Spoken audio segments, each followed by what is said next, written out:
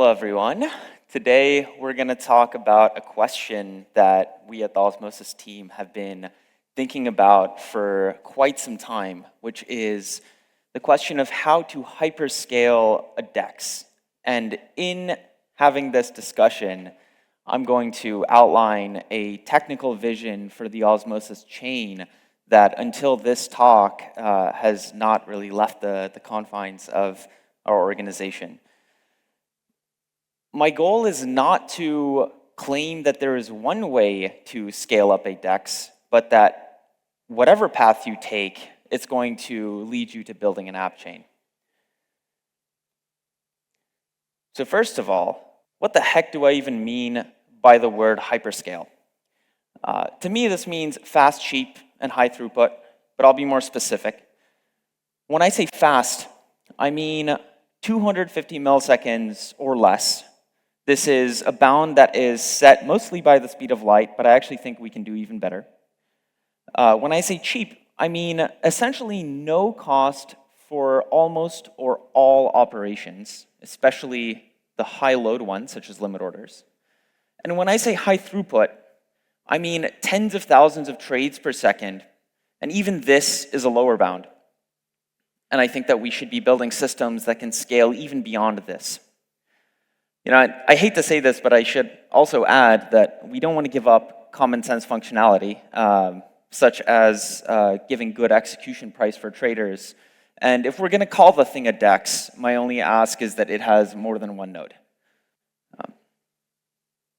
So where are we now? We're basically in a world where we have some combination of AMMs and on-chain order books.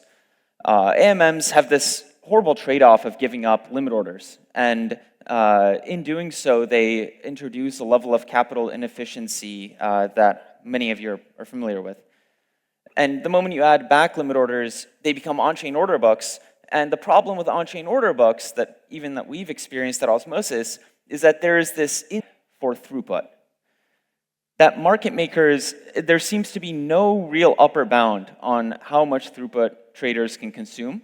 And wherever we are right now, the state of the art is 10 to 100x off of what even the cutting edge consensus algorithms can support. I'll also add, I think these single sequencer rollups, such as Unichain with pre-confirmations and flash blocks, do a pretty good job. I would view them as an MVP of where we're going. And as they decentralize, they're going to look less like rollups and more like app chains. So with that said, where are we going? The real answer for where we're going is a mechanism that we came up with called Clobber. But I've found that just trying to explain this head on can get very confusing. So instead of telling you what Clobber is, we're going to step through how to hyperscale a DEX. And when we're done, we're going to have reinvented Clobber together. So my claim is that there are three steps to scaling up a DEX. The first is we want to minimize the on-chain footprint of the exchange. The second is we want to tighten the screws around what guarantees we provide traders. And the last is we want to harden the system with privacy, not for some moral reason, but because it is necessary to build an exchange of the scale that we want. So, just 3 steps. It's that simple. And let's start with minimizing the on-chain footprint. The natural question for this step is why? Why try to minimize the part that goes on consensus? And the answer is quite simple. The answer is that consensus is the cost center of crypto. It's that whenever we have these massive costs that come up that limit our throughput, it is generally rooted in coming to consensus on things that oftentimes we don't need to come to consensus on. And specifically in the case of order books, we have this incredible observation that the first time I heard of it was the DYDX team several years ago, that claimed that essentially only 1% of orders that are placed are actually filled. And so what happens to the other 99%? They're canceled and they leave no on-chain footprint whatsoever. So this begs the question, if 99% of the orders leave no on-chain footprint, why have them as part of consensus at all? And this is the, essentially short answer to the first step of minimizing the on-chain footprint is to do what DYDX did with their perp order book and push all of the orders and the order books off-chain into the validators. And so right there, we get a roughly 100x increase in throughput on the bottleneck of our system, which is consensus. And I think this is an incredible experiment that DYDX has run, and they've gone quite far with it. The primary challenge with it is that as a trader, you get essentially no guarantees about what's going to happen to your order. For example, a proposer can ignore your cancel and just fill your order at a stale price. They can ignore an order that you placed and just put it in their pocket and then fill it later when it becomes stale. Or they can sandwich you. They can censor all of the orders before swap and just replace them with orders at worse prices. And so minimizing the on-chain footprint is really that simple. It's push the order book off-chain to your validators. But of course, this comes with the trade-off of pretty horrible trader guarantees. Essentially, your validators can fleece your traders, and this is not a property that we want of our system. So let's break down why validators can do this. Like how, if we are to tackle this challenge, what is the root of it? And the root of it is that the proposer of a block essentially controls the inputs and the outputs of the system. They control their off-chain order book on one hand, and then they control the block that's created on the other hand. And there's this really challenging protocol design question of how do you provide on-chain guarantees for things that happen off-chain? And it's not obvious. This is not an obvious question to answer, and this is why it's probably taken so long. And the core idea of it is essentially let's pose that as a question. What if instead of having just the proposer include transactions in a block, we could let every validator do so? And so the short of the mechanism is essentially to say that validators will get a slice of the block reward if they contribute into the block either a transaction that improves the price of any swap or sort of uncensors a transaction.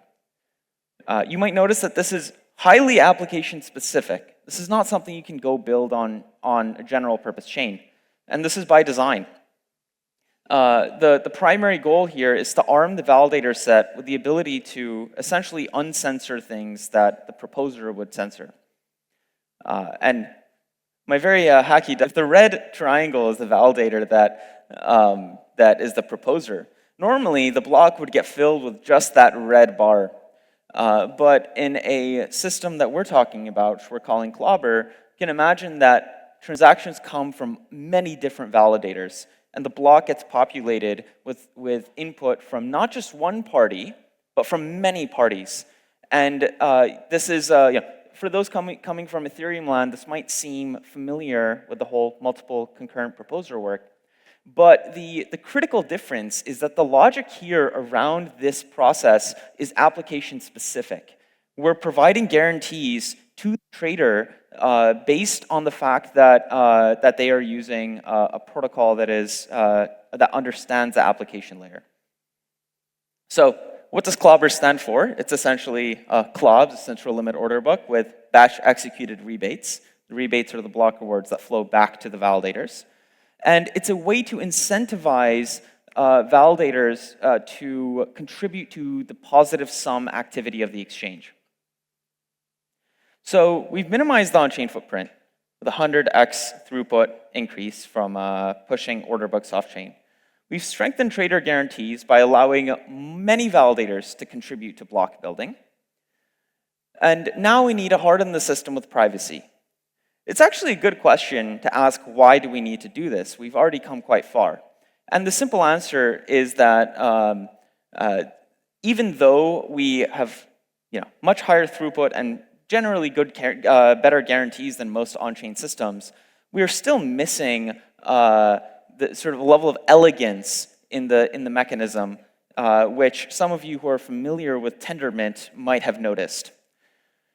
The sort of hint at the problem is that if a validator only needs 2/3 of the set to come to consensus, then they can essentially ignore the remaining 1/3 of votes. So you can have a validator that's trying to get your transaction in, that's sort of working on your behalf for that slice of the block reward to uncensor a canceled order that you try to put into the block. And you might still fail if the proposer sees that validator and just ignores their vote, because they can do this up to 1/3 of the validator set.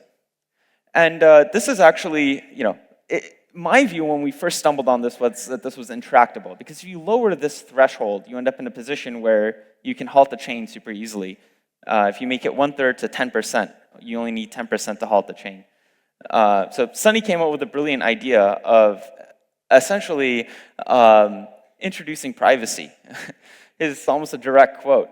If the votes are encrypted, then the proposer doesn't know what to censor.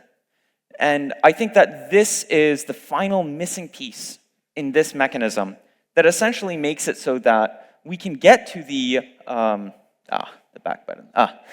That we can get to the platonic ideal of, if you want to get a transaction in a block, all you have to do is find your next door validator, right? Go to the closest validator to you, send it to a single validator, and you should have a reasonably strong guarantee that your order will get into that chain. And that is basically the way we do this is through privacy. And the main sort of elegant approach is to threshold encrypt all the votes, so the proposer has no idea what they're accepting, and then only decrypt them once the block is final. And to make this a bit more practical, this is those of you familiar with threshold encryption might know that doing this process of encrypting and decrypting adds sort of blocks of latency to the execution. So if you want to threshold encrypt something and then decrypt it, now you have an extra block that you have to wait. So the question is, how can you make this run in one block? And that is to put it all in a trusted execution environment. If this degrades, then we fall back to the threshold encrypted version, which works quite elegantly. So this brings us to basically the end of our 3-step plan. We've minimized the on-chain footprint. We've pushed the order book off-chain into validator-maintained orders. We've strengthened trader guarantees by allowing more people to contribute to the block building process. And then we've hardened our system with privacy by threshold encrypting votes and, as a practical matter, running everything in a trusted execution environment. And in doing all of this, we essentially have hyperscaled an exchange. And this mechanism, this 3-step process and where we've landed with it is what we call Clobber. And the sort of core piece of the mechanism is this rebate process, which kicks back block rewards to validators as they run through all of these steps. So the real answer to how do you hyperscale a DEX is to build an app chain. Thank you very much.